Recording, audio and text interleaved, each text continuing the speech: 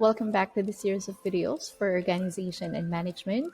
We are still discussing the firm and its environment. And for this video, we're going to be talking in detail environmental scanning.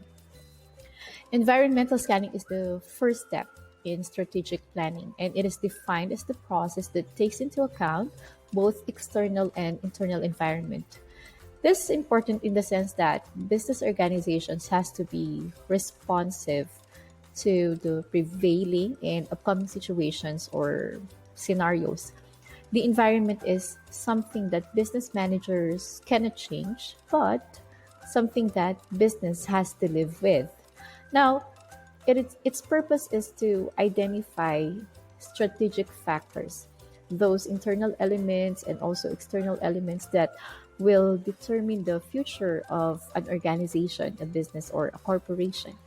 Now, in the previous video, it was mentioned that the environment of an organization can be distinguished into three levels.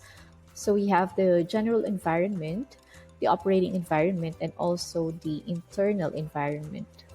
So basically, we're talking about the macro environment. And the macro environment essentially refers to all forms of direct and indirect factors of overall environmental conditions at large, which are considered external or even outside the business organization. The macro environment of an organization covers the economy at large, like the economy at large, the technology that have effects upon the system of the business, also the government system with its regulatory and legislative powers. It also includes the demography of the economy, particularly that segment or sector that is part of the market of the firm, also the societal and the cultural lifestyles of the population, because they have bearings on the business and the other sectors of the economy. Now, this is when you can use the PES analysis. It is for you to understand the political factors, economic factors, the socio-cultural factors, and also the technological factors that affect the organization. The other tool that was also discussed was the SWOT analysis, which appears to be a very simple tool, but it has become one of the most popular tool when you do qualitative analysis of the potentials of business organization, especially when managers try to assess the competitiveness of the business. Again, SWOT stands for strengths, opportunities, weaknesses, and threats, or basically strengths, weaknesses, opportunities, and threats. To come up with a great strategy, the strategy must be matched with the resource strengths and weaknesses, and also it must be matched with the best opportunities and external threats of the business. The strengths and the weaknesses represents the internal environment of the business, and then the opportunities and threats represent the external environment of the business. Now let's go over each one. A strength is something that a firm does well, or it could be a characteristic that enhances the competitiveness of a business. It consists of the following. So you have valuable competencies or know-how, valuable physical assets, valuable human assets, valuable organizational assets, valuable intangible assets. You have important competitive capabilities and an attribute that places a company in a position or market advantage. Now let's talk about weaknesses. A weakness is something that a firm lacks, or something that it does poorly, or it could be a condition that place it at a disadvantage. So they are deficiencies of the firm and can also be called competitive liabilities. Weaknesses of the firm lead to the following: deficiencies in know-how, or deficiencies in expertise or competencies.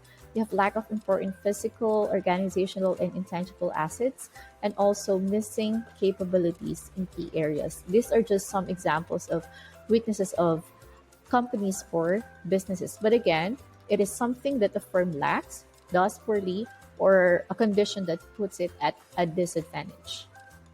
Next would be opportunities. Opportunities refers to situations where there are potentials from developing to products or services or other business opportunities. They are considered options by which the business organization can explore or venture so that it can enhance its competitive advantage or pursue that agenda of business growth.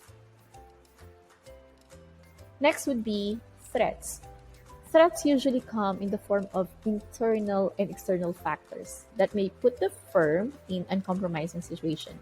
They come in different forms. It could be situations, scenarios, or developments that are largely influenced by factors external to the firm. Either it could come from the competitors, or it could come from the economy, or it could also come from the society as in general. If we don't notice the threats and we don't do anything to preempt or to avoid these threats, they can have serious and negative, devastating effects to the business, both in the immediate and also the long term future. Some examples of threats would be emergence of cheaper or better technologies, introduction of better products by rivals, intensifying competitive pressures, onerous regulations, rising interest rates, a potential of a hostile takeover. You have unfavorable demographic shifts, adverse shifts in foreign exchange rates, or political upheaval in a certain country. Now, what is the relevance or the importance of SWOT analysis in management? All the factors or parameters included in the SWOT analysis are relevant to strategy. The external components of the SWOT come in the form of opportunities and threats, and managers must search and discover opportunities as a window for strategizing.